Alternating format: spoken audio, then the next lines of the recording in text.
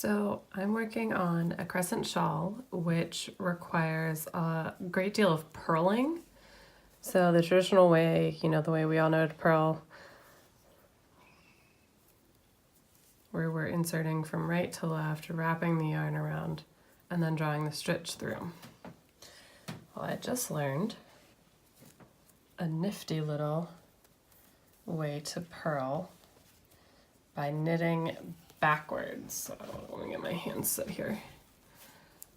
So you can see I was on a purl row, but I just flipped it around. So now the working yarn is attached to essentially the wrong needle, right?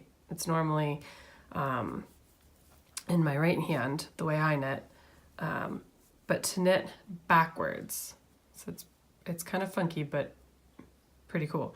So you're going to take the left needle, the side that is attached to the working yarn, from left to right and behind the right needle. So you're taking it through the stitch and behind the right needle. Then you work your yarn up and over and down, and then use the right needle to draw the stitch up and over. Stay with me here.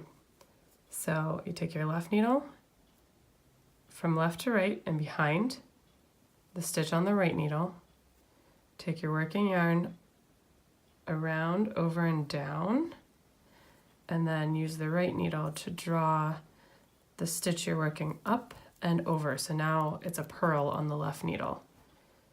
So whereas knitting, you're working with the right needle, transferring the stitches over one by one.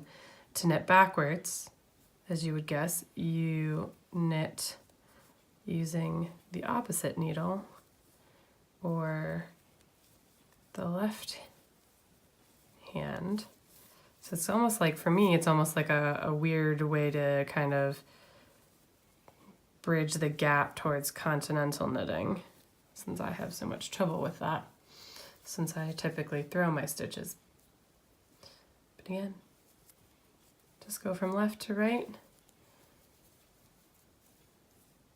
work the yarn like down and over